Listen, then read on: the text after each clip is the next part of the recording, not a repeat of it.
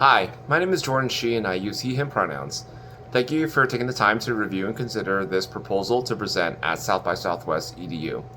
My colleague, Romina Generali, will also be presenting this with me, but she was unable to join me for this video. She says hi though. So we've both been working in multicultural learning and education now at the College of New Jersey for the last few years. And our desire to present came from two things. One, my excitement for South by Southwest EDU as an attendee the last few years. And B, the opportunity to experiment with some of these conversations on a larger scale. So what are these conversations? Well, they're the tough ones. The ones that many of us who are in social justice or adjacent fields wish we could have with others. This line of work can feel solitary sometimes by institution or organization. Many of us tend to be only one of one or one of a few to be focused and thinking about identity and its impact on a daily basis. And through the last few years, I've been able to join in on some thoughtful and insightful sessions at the conference around the ideas of equity, justice, and liberation in education. And I've learned new tools, I've connected with some amazing colleagues, and have gained a lot of different perspectives that have inspired me. And so our hope coming into this is to be able to add to the conversation in ways that we haven't seen just yet.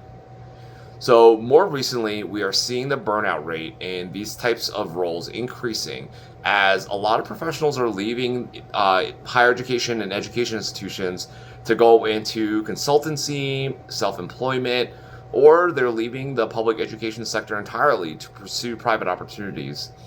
We are also seeing a really polarized view of social justice and equity, and the dialogue has grown even more complex, more intense, more destructive, and consequently more exhausting. And our goal in this presentation maybe isn't to solve those issues. Those things extend just a little bit outside of our reach. But we want to use this session to create better understanding by using self-reflection and conversation to connect the dots between who we are, what our identities are, and what our beliefs are, and how those things all intertwine to inform the way that we work on our own or work with others. So the tough truth is that we each have the potential to heal and to harm one another, even if our beliefs and values are aligned. And that really can take its toll. Why does that happen though? Why is there so much infighting within our communities, even though we might be fighting for the same cause or believing in the same things? And that's the conversation that we want to have. And we want to be able to name that harm, but we also want to figure out where and how we can repair things. You know, for myself, a lot of this is influenced from my own upbringing, my own professional development, coming from a single parent, working class household, growing up in a predominantly white town to an immigrant parent. There was a lot of focus on the value that I add, how I contribute, how I'm productive, and that was always tied to some kind of financial outcome. I got my first job when I was 11 or 12 years old, and I've been working ever since.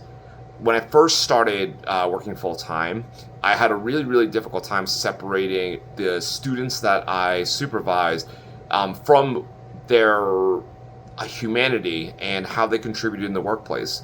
I was always firmly in the belief and have been taught at that point that a lot of us would be critiqued and valued on how we performed, whether we lived up to job responsibilities and tasks, and I would think critically of the staff that I supervised based on some of those traits. And over time, it created really unhealthy relationships and unhealthy viewpoints about people.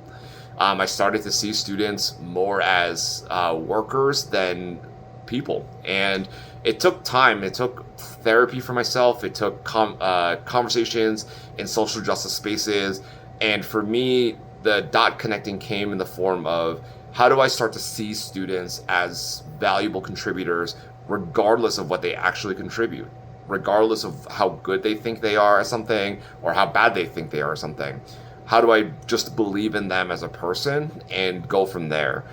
And that really has informed a lot of my work, and it was really difficult because it changed my supervision style. It changed the way that I was taught to see students in a higher education space, especially those who are really active and involved on campus. But even to evaluate those who quote unquote deserved a chance and who had potential or not. And those things that I really found destructive within our workplace was not giving a chance to all students and only really giving chances to students that had already kind of had an opportunity to shine.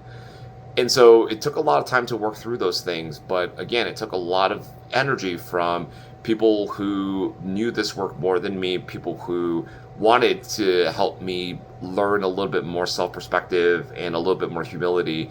And that's the conversation that I like to have now with others and the other staff that I supervise, is to see their value from the start. But this is just one small example of the kind of conversations that we can have. There are so many other layers to our identities, how they influence the things that we believe are true.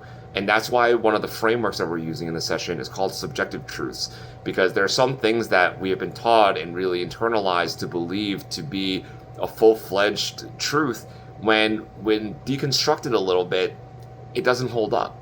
And it's hard unless somebody prompts us to think about those things, to even begin questioning it. And so I hope you're going to give us the opportunity to do this, to have these conversations, to be able to host a discussion that can be really meaningful and enlightening. And I really want to, again, thank you all for taking the time to review all the different proposals, and hope that you see value in ours to the folks that will be in attendance at this year's conference. So thank you so much, and we really appreciate it.